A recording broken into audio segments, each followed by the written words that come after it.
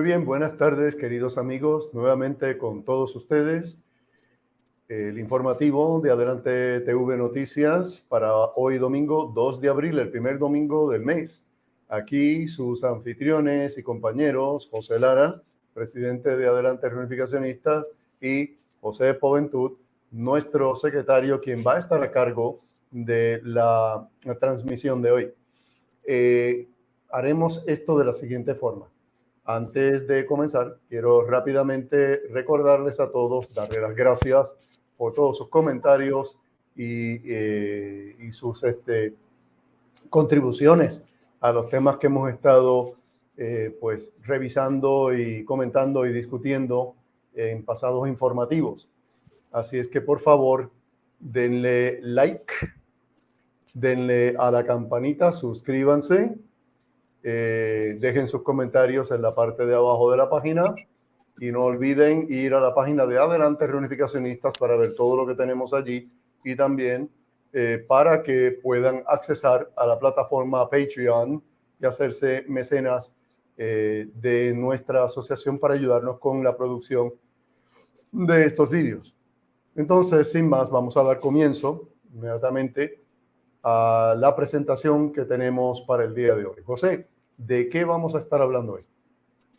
Pues buenas tardes, José. Hoy vamos a estar hablando del artículo 9 del Tratado de París, porque esto es un artículo que le trae mucha confusión a la gente, precisamente porque no se discute en las escuelas, ni siquiera, bueno, yo supongo que en alguna universidad se habrá hablado de esto, pero si nosotros nos fijamos bien en lo que nos trae el artículo 9 del Tratado de París, nos está trayendo a nosotros un tipo de esclavitud y no es la democracia que profesan pues todas las otras personas que le dan gracias a que los americanos llegaron aquí. Seguro. Pero empecemos con un poquito de historia. El Tratado de París puso fin supuestamente a la guerra hispano-estadounidense de 1898. Fue firmado en la ciudad de París, Francia, el 10 de diciembre de 1898. La guerra había empezado muchísimo antes y culmina casi al final del año. Ese tratado se firma en la ciudad de París, Francia, porque ningún tratado de paz entre dos naciones que han estado en guerra puede firmarse en una de las dos naciones en donde participó en la guerra.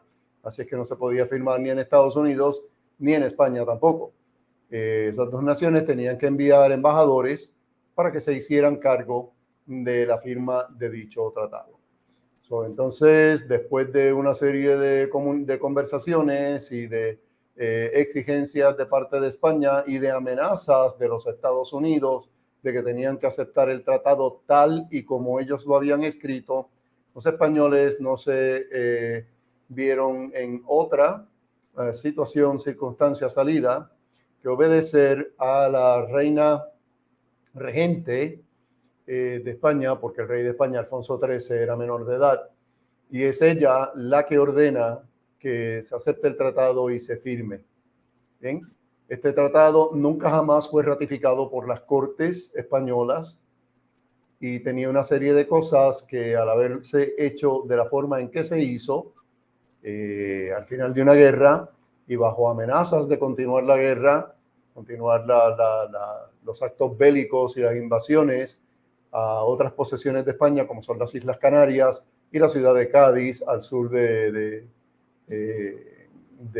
España, de la península ibérica, pues es una coerción y cuando las cosas se hacen obligando a una de las dos partes, entonces ya dejó de ser un tratado. Esa es la explicación gramatical, pero tenemos que también ver los aspectos legales del asunto. Y para ello vamos a hablar entonces del capítulo, o el artículo, debo decir, perdón, número 9 de dicho tratado. Adelante, José. Cuéntanos. Gracias por esa introducción, porque eso fue muy preciso. Quizás nosotros tenemos documentos de, ¿cómo se dice?, transcripciones de los telegramas que hubo entre el gobierno español y el presidente norteamericano McKinley en aquella época, donde la reina se rehusó a entregar la isla de Puerto Rico, pero entonces le pidió otra cosa a cambio, no la isla de Puerto Rico como tal. Le pidió dinero, le pidió que le pidiera lo que fuera, pero que no entregara la isla de Puerto Rico por los lazos afectivos que había entre la isla y España. O sea, en ese momento en que se firma el tratado, Puerto Rico era la posesión más antigua, o sea, el territorio más antiguo español que existía en el Nuevo Mundo. Porque primero, obviamente, Cristóbal Colón llegó a la isla de Guananaí, de San Salvador, pero después donde él se estableció fue en la Española, y después de la Española vinieron a Puerto Rico. Por tanto, lo único que quedaba de territorio español más antiguo era Puerto Rico. Tanto, pues habían lazos afectivos entre la gente de la isla y la gente de España. Y aprovechemos para aclarar algo con respecto a ese dinero. Todavía hay personas, y algunos de ellos ostentan títulos de doctores en historia y son profesores universitarios en la Universidad de Puerto Rico. Todavía hay personas que siguen diciendo, repitiendo una grandísima mentira, que es que Estados Unidos compró a Puerto Rico de España, es decir, España lo vendió por $20 millones. Eso está en el artículo número 3, del Tratado de París de 1898, y no fue por Puerto Rico, fue por Filipinas, fue por el archipiélago de las Filipinas. Y dicho sea de paso, ese dinero España jamás lo recibió. Entonces, ¿por qué razón estuvieron los españoles hablando de dinero, señores? Porque España venía de un siglo completo de catombe. Primero las guerras napoleónicas, después las guerras civiles, mal llamadas de independencia, de los países de Hispanoamérica, alentados y engañados por Estados Unidos e Inglaterra. Bien, y entonces ahora quitarle Cuba, Puerto Rico, Guam y Filipinas acababa de destruir a la nación española. Puerto Rico estaba excelentemente bien en términos económicos y le convenía mucho a España mantener la isla como parte de su nación, aparte de los lazos afectivos y culturales y todo lo demás allá que había. Entonces también, por si acaso alguien no se acuerda de esto o no se lo enseñaron en la escuela, cuando ocurre lo de Cuba, Estados Unidos insiste en que España tiene que retribuir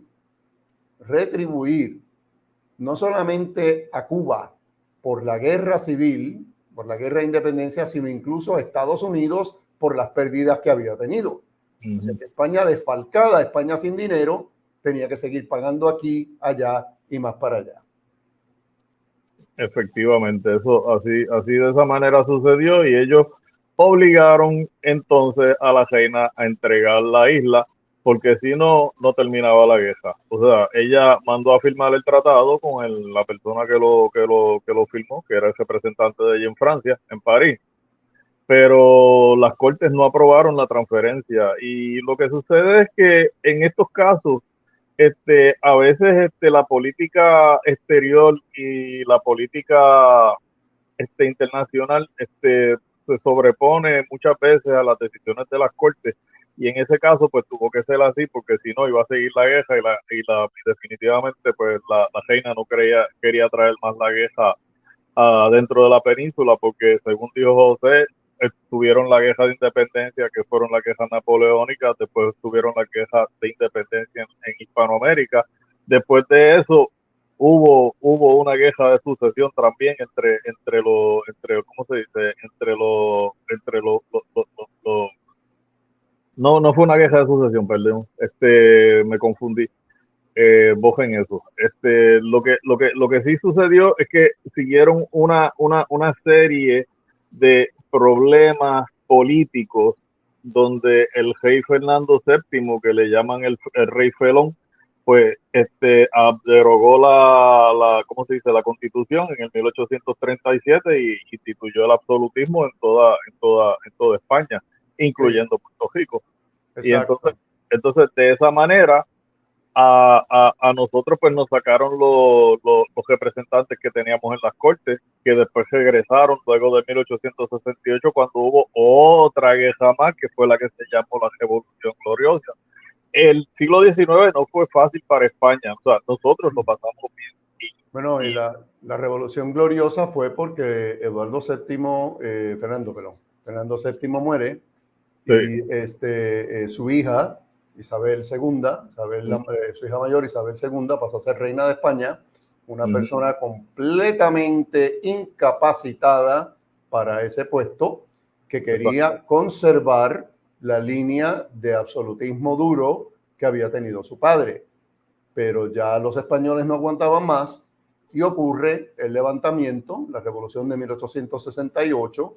Sí. Fíjense, en 1868, que es el mismo año en que aquí en Puerto Rico ocurre el grito de Lares y el grito de Yara en Cuba. Y entonces la reina se ve obligada a abdicar y a abandonar España y nunca más regresó. Ella murió en el extranjero. Pero era una administradora despótica, una administradora fatal. Entonces, ¿qué ocurre? Después de ella se forma la Primera República, que tuvo sus altas y sus bajas, sus cosas malas y sus cosas buenas. Una de las cosas buenas que tuvo fue que se volvió a tener, Puerto Rico volvió a tener diputados en las Cortes y senadores, volvió a tener su condición de provincia de ultramar, y es ya bajo este gobierno que ocurre la Carta Autonómica de 1897. La Carta Autonómica de 1897 se le envía a Cuba primero, en el mes de febrero, y se le envía a Puerto Rico en el mes de noviembre. Pero como los cubanos, alentados por los estadounidenses, lo que querían era separarse de España, ellos rechazan la carta. Así es que, ipso facto, Puerto Rico, que no la rechazó, se convirtió en la primera comunidad autónoma de la historia de España. Con esa carta autonómica ya es que se forma el gabinete autonómico del que perteneció Luis Muñoz Rivera, entre otras personas importantes, y todas aquellas otras cosas. Lamentablemente volvemos a lo mismo. En las escuelas se nos enseñan las cosas mal. Se nos dijo, yo recuerdo cuando niño, se nos decía en la escuela pública que la Carta Autonómica y el Gabinete Autonómico de 1898, que fue cuando comenzó, al año siguiente, era porque íbamos camino de la independencia, que España nos iba a dar la independencia. Y eso es falso de toda falsedad. Eso no es así. Precisamente porque teníamos ese gobierno propio para poder, que fue la única vez que Puerto Rico ha tenido verdadera autonomía, que no la tuvo nunca con los estadounidenses desde que llegaron en 1898 y empezaron a establecer leyes, Foraker Jones y dale que es tarde, ni mucho menos con el Estado Libre Asociado desde 1952. Esto es una gran mentira. La única autonomía verdadera que tuvo Puerto Rico fue con la Carta Autonómica de 1897 y el Gabinete Autonómico de la Comunidad Autónoma en 1898. Adelante. Exactamente, y que nos duró poco porque después de eso vino la invasión y nos fastidiamos. O sea, que el que diga, vuelvo y repito, el que diga que aquí llegó la democracia con los americanos está mintiéndole flagrantemente. Ok, lo que sucede con el artículo 9 es que los americanos pretendían quitarle la ciudadanía a todos los ciudadanos españoles que vivían en Puerto Rico. Y según la Carta Autonómica, a nosotros ya nos tocaba ¿cómo es que se llama esto? El artículo primero de la Constitución española, el título 1 de la Constitución española, que nos daba la nacionalidad española como nacidos en territorio español, porque Puerto Rico era territorio español. Pues entonces los norteamericanos querían quitarle la nacionalidad a todo el que viviera aquí, hubiese nacido en la península o en Puerto Rico. Y entonces pues eso formó otro tranque y los norteamericanos accedieron a dejar que los naturales de la península pues conservaran la ciudadanía si lo pedían, pero si no lo pedían en un término de un año, la perdían, la iban a perder. De todas maneras, lo que a nosotros nos interesa y nos importa, que es a los naturales de aquí de Puerto Rico, es la última línea de ese artículo, que dice, y lo leo tal y como está escrito: los derechos civiles y la condición política de los habitantes naturales, y en inglés dice native, no dice naturales, y cuando los americanos hablan de native se refieren a nativos, como si fuéramos indígenas. Indígenas. Exacto. Naturales de los territorios aquí cedidos a los Estados Unidos se determinarán por el Congreso. Vuelvo y repito, derechos civiles y condición política los va a determinar el Congreso. O sea que de ese momento en adelante nosotros perdimos todos los derechos civiles que nosotros teníamos. El derecho al voto, el derecho a la representación en las cortes, el derecho de reunión, todo lo que nos concedía la Constitución española de 1876 se perdió de un golpe y pojazo.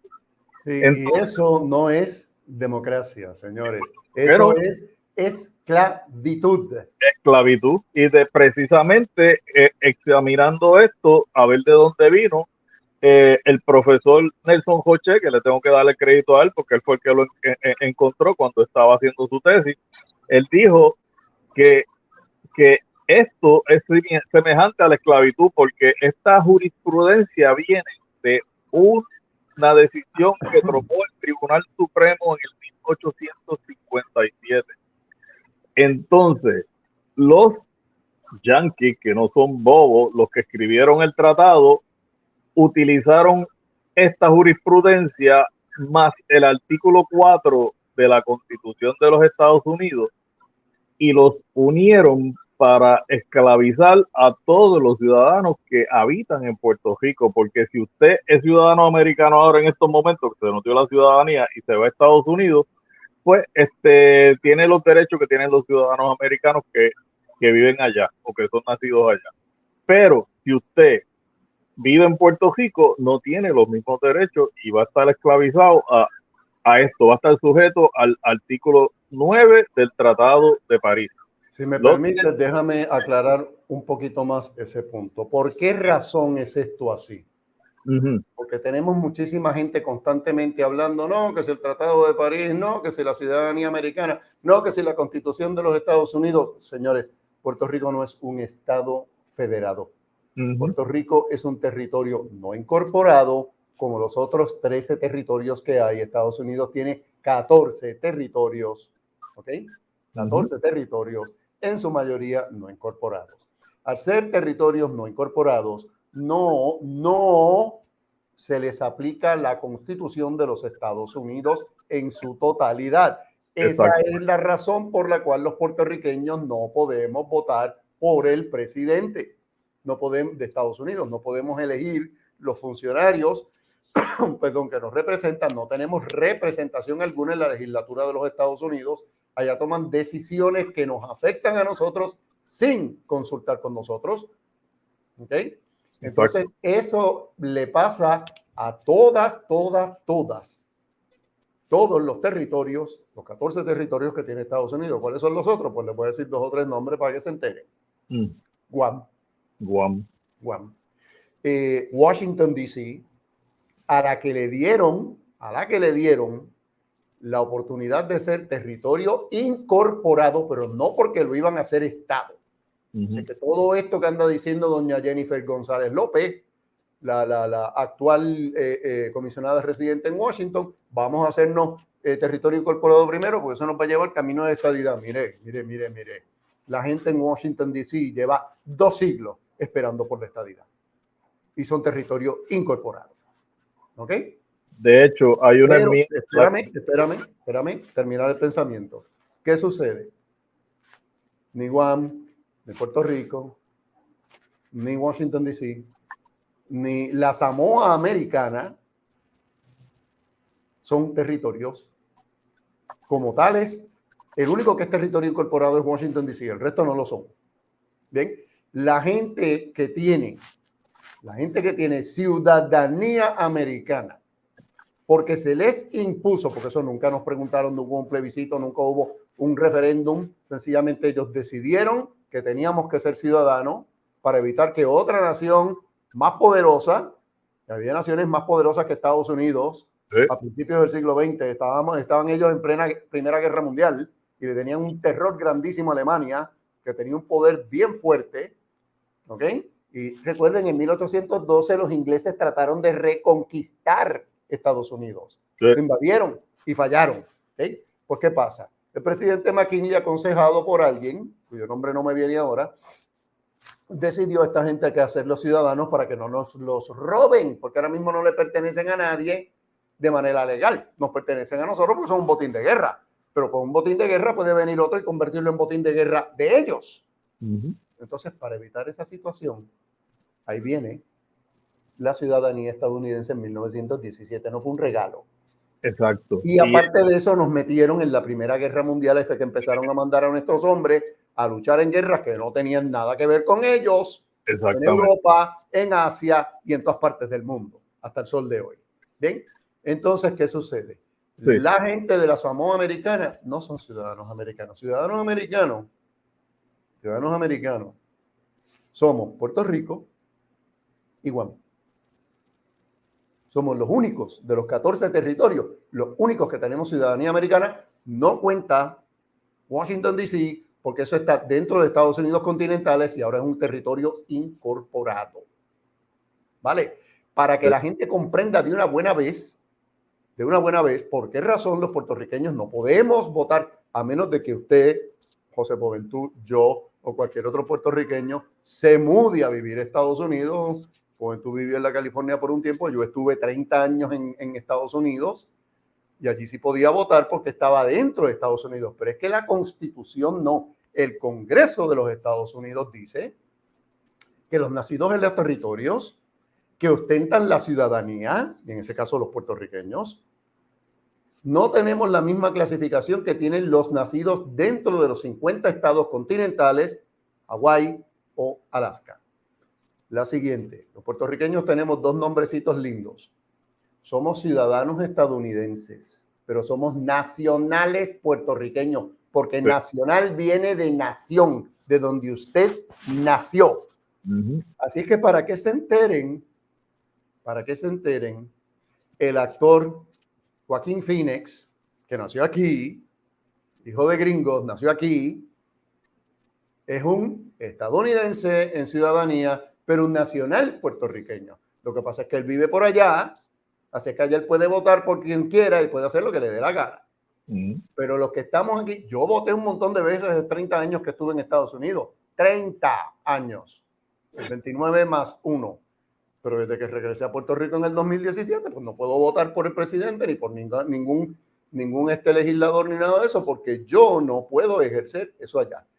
Esto pica y se extiende. Sí. Esa es la razón por la cual tampoco nos tocan los beneficios del SSI, por más que haya hecho promesas de campaña a Mr. Joe Biden, que las hizo cuando estaba haciendo la campaña para ganar la presidencia. Una vez ganó la presidencia, bien, gracias, se olvidó.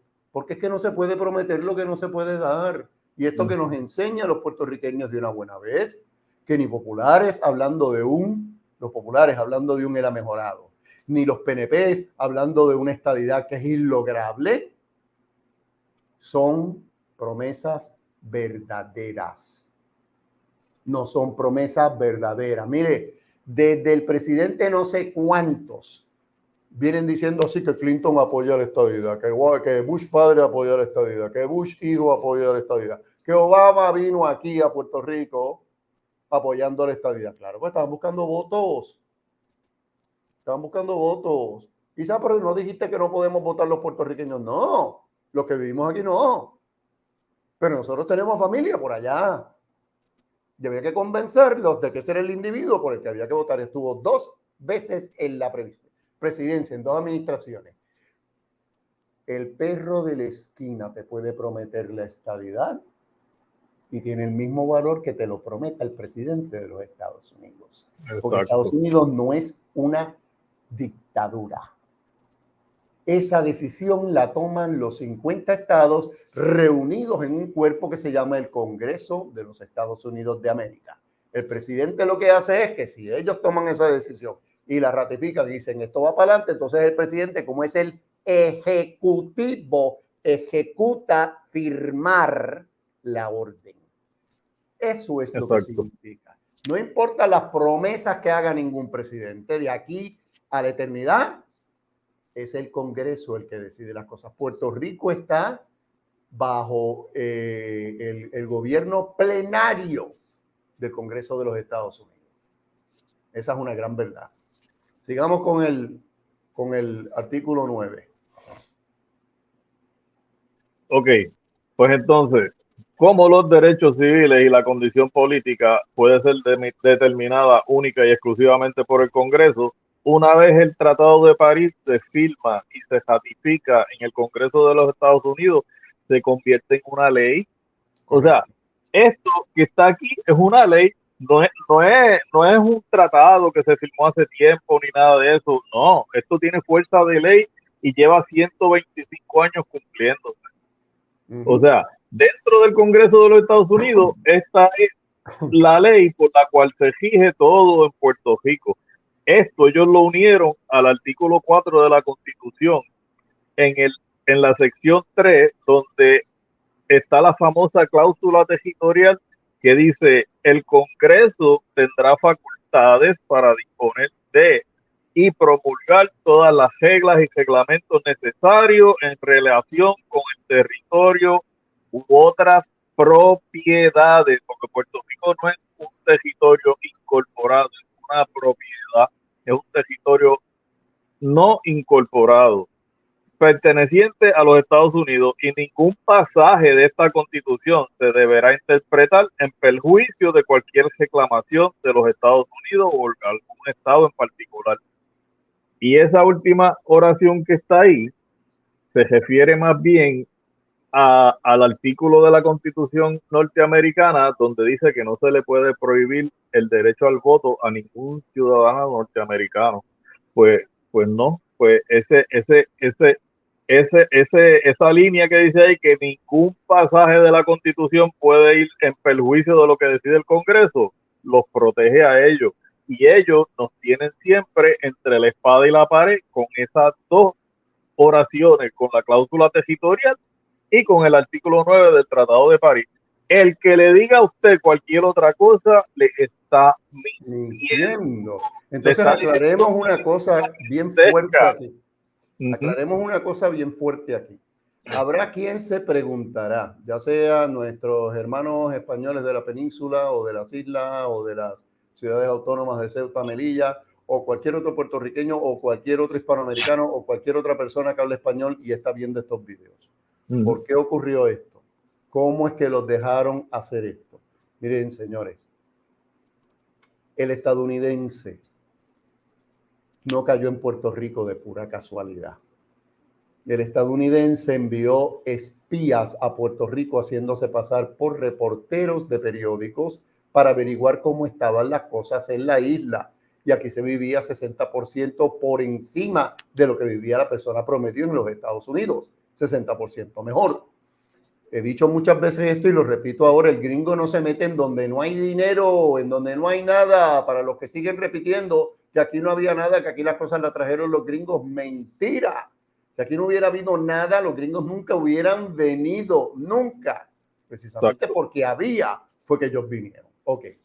Entonces, ¿cuál es el informe que estos espías haciéndose pasar por reporteros envían a los Estados Unidos?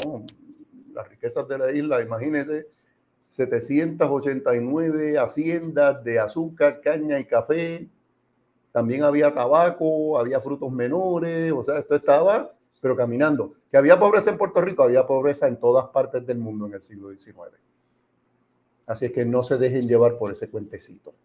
Muchos de las fotos que se ven en los libros de historia o en internet en Puerto Rico fueron fotos que tomaron unos individuos de lo más feo que había en Puerto Rico, no de lo mejor que había, de lo más feo, porque tenían una agenda oculta, una propaganda que querían mantener. Pues estos buenos señores fueron para allá y hablaron muy bien de la economía de la isla, pero dijeron que los nativos éramos una raza inferior, éramos unos supersticiosos porque éramos católicos, éramos negros, mestizos, indígenas, sambo. Éramos unas personas dadas al hedonismo, que por el calor del trópico lo único que nos gustaba eran las cuestiones sexuales. O sea, hablaron pestes de nosotros. Y por eso decide el Congreso de los Estados Unidos que los puertorriqueños, no me lo estoy inventando, esto está en los casos insulares, los puertorriqueños no éramos dignos de las bendiciones y las instituciones de la cultura americana y de la Constitución de los Estados Unidos. Por eso no nos podían dar la estadidad, por eso no podían aplicar todas las cosas de la Constitución de los Estados Unidos en Puerto Rico. Y han pasado prácticamente 125 años y seguimos en las mismas. Vaya esto en contra de todas las mentiritas y los grandes embustes que sigue repitiendo nuestro gobernador Pedro Pierluisi Urrutia y 2 o 3 más que siguen diciendo que la estadidad es lograble. Si la estadidad hubiera sido lograble, nos la hubieran dado hace rato. Hace tiempo, exacto. Hace tiempo. Mira, entonces, otra cosa que yo quería decir, aparte de lo que averiguó el doctor Joché, que ese artículo 9 del Tratado de París se sacó la jurisprudencia de un caso de un esclavo, una jurisprudencia de 1857, un esclavo que se llamaba Dred Scott. Y el esclavo demandó a su dueño de apellido Sanford y el caso se llama Dred Scott versus Sanford. Correcto. Cualquiera lo puede acceder en el internet y la información más impactante que ustedes van a leer en las discusiones de ese caso están entre el párrafo 309 y el 314. Porque en resumidas cuentas, en ese párrafo lo único que dice es que la Constitución de Estados Unidos, los Founding Fathers, o sea, los padres fundadores de los Estados Unidos, cuando lo escribieron, no estaban pensando en que todos los hombres eran libres. Ellos estaban pensando en que era que todos los hombres blancos eran libres, porque en aquella época existía la esclavitud. Ahora, en el 1857, el Tribunal Supremo, para cejar el caso, decidió que como Dred Scott era propiedad y era un esclavo, por lo tanto no era ciudadano de los Estados Unidos. Y los únicos derechos civiles que le iban a corresponder a Dred, a su familia, eran aquellos que le otorgara un dueño. Por lo tanto, como el hombre es propiedad, es un esclavo, pues va a tener los derechos civiles y las libertades y que determinar el dueño. Puerto Rico, el dueño es el Congreso de los Estados Unidos, porque el Tratado de París lo dice, que el dueño es el Congreso de los Estados Unidos, y también dice que el Congreso es el que va a determinar. Nos lo siguen repitiendo, que Puerto Rico no es parte de Estados Unidos es el propietario de Puerto Rico. Así que somos esclavos. Exactamente. Así nos trata todo lo que es la cuestión, el aparato legal en los Estados Unidos.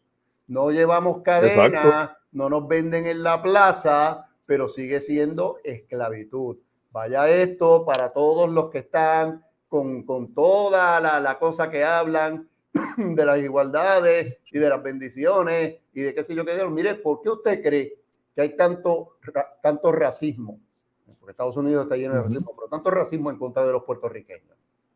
Porque nosotros somos ciudadanos estadounidenses que venimos de un país extranjero que pertenece a los Estados Unidos, que es de la propiedad de Estados Unidos. Esta es la forma en que ellos hablan. Dígamelo a mí, que viví 30 años en Estados Unidos y logré trabajar por años con el gobierno federal. Sé de lo que estoy hablando, no me lo estoy inventando. Mira, una vez, cuando yo estaba en el servicio militar, un compañero, pues, le preguntó al chief, el jefe de la división de nosotros, que cómo era que los puertorriqueños... Te estás deteniendo. Se fue. Ok, volvió. Ok, él preguntaba que cómo era que los puertorriqueños eran ciudadanos americanos y él le dijo, pues, ellos son ciudadanos americanos por nacimiento, pero son nacionales puertorriqueños, no somos nacionales de los Estados Unidos, porque Puerto Rico no es parte de Estados Unidos. Aquí hay una pequeña cosa que hay que aclarar con lo que tú acabas de decir. ¿Ven? Los puertorriqueños somos ciudadanos estadounidenses por nacimiento, sí y no. Sí, y no. Porque todo estadounidense que nace dentro de los 50 estados, sean los 48 que son contiguos o los otros 2 que están separados, Hawái por un lado, Alaska por el otro, esas personas sí son ciudadanos estadounidenses por nacimiento. Nosotros nacemos ciudadanos estadounidenses desde 1917, pero nosotros somos ciudadanos por legislación. Efectivamente. Porque se hizo una ley que nos impuso la ciudadanía. Y esto hay que saberlo y hay que entenderlo. Hay que entenderlo porque no es tan fácil. No es lo mismo la gimnasia que la magnesia, la china que las botellas. Los puertorriqueños tenemos la desventaja, por eso nunca nos tratan igual, no nos consideran igual, no nos pueden ver igual. Para empezar, hablamos otro idioma. En segundo lugar, tenemos otra cultura. ¿Bien? Perdón. Entonces, poquito ronco. Entonces, hay una serie de situaciones que lo que hacen es empeorar todo esto. Así que, mis hermanos, tenemos que entender muy bien todas estas cosas. Mire, al haberse firmado un tratado que era ilegal y se firmó por obligación de una amenaza de que iban a continuar los actos bélicos y que iban a invadir a las Islas Canarias en la costa oeste de África y la ciudad de Cádiz al sur de España, o sea, el territorio ya nacional, continental, español, pues los obligaron, eso es lo que se llama en inglés una boda de escopeta, shotgun wedding. Es la cosa. Y por lo tanto, eso invalida de facto el tratado. Ahora, el tratado no es inválido porque al firmarlo los representantes de la corona española y ratificarlo, el Congreso de los Estados Unidos se convirtió en ley. Ahora, una serie de cosas que incluye ese tratado, como quitarnos la nacionalidad a la gente. Los americanos lo que tenían que hacer, si les daba la gana, era subirnos a todo el millón de personas que vivíamos en Puerto Rico y mandarnos para España. Seguro. Que era nuestro país de origen, porque Puerto Rico era España hasta 1898. Sí, pero querían todos estos ciudadanos y mandarlos para allá. Ahora ellos no nos querían dejar ir y no nos querían ciudadanos españoles tampoco, porque venía la esclavitud. Exacto. Y vamos a trabajar para ellos. Toda aquella riqueza de las muchas haciendas y muchas otras cosas más. Mire, ¿cómo yo le puedo probar esto? Había un montón de muelles alrededor de la isla de Puerto Rico. Sí. Estados Unidos cerró esos muelles y dejó abierto solamente el muelle de San Juan porque allí tiene la aduana que todavía está funcionando en el viejo San Juan. ¿Ven? En el muelle de San Juan. Entonces, ¿qué pasa con eso? Como se nos convirtió en un mercado cautivo, somos el cliente más importante de Estados Unidos para sus productos, pues entonces, para evitar que los productos nuestros pudieran salir por los otros muelles a otros destinos, en el Caribe, en Sudamérica, en donde fuera, había que eliminar los muelles. ¿Ve? Así es como funcionan estas cosas. O sea que buenas intenciones para con nosotros no las tenían. Todos los patricios nuestros, como don Eugenio María de Hostos, que le creyeron todas las palabras bonitas que tenían puestas los gringos en la Constitución y en no sé cuántas cosas más, y en la Declaración de Independencia, no tardaron mucho en darse cuenta de que eso era palabras que se lleva el viento, que los gringos no tenían ninguna intención en hacernos Estado, en ponernos a mejorar, en traer sus cosas para acá para que nosotros nos desarrolláramos. No, señor. Nos convertimos de una provincia de ultramar en una colonia de explotación, que es lo que ellos han estado haciendo por 124 años. Exactamente. De hecho, el doctor Julio Gena, que colaboró, según el libro de las crónicas de la guerra hispanoamericana, escrito por Ángel Rivero, el doctor Julio Gena fue al Congreso y fue al Departamento de la Guerra, que es lo que ahora se llama el DOD, el Departamento de la Defensa, fue al Departamento de Guerra y él fue el que les informó a ellos de los movimientos y de ¿cómo se dice? De los movimientos y del poco amor que le tenían a los españoles en el sur de la isla, y que por ahí era que ellos tenían que invadir. Y les dijo que habían pocas defensas, pero por eso fue que se decidieron entrar por Guánica, porque Diógenes fue el que nos traicionó, nos entregó en bandeja de plata a los americanos, a los yanquis, y después él mismo estaba desilusionado porque nada de lo que lo prometieron lo hicieron. Claro, porque así es como trabajan ellos. Exactamente, exacto. Pues, y entonces, ¿cómo digo? Entonces la gente dice, ¿y por qué no le hicieron caso si él colaboró con ellos? Pues porque hay una cosa bien importante. Si tú eres un traidor, y tú traicionas tu patria, las personas con quien tú colaboraste para traicionar tu patria no van a creer ni a confiar en ti tampoco, porque los puedes traicionar también a ellos. Correcto. Y por eso no cumplieron. Es por eso que el pobre de Eugenio María de Hostos, cuando se despertó y se decepcionó y se desilusionó y todo lo demás allá, que vio, olió el café,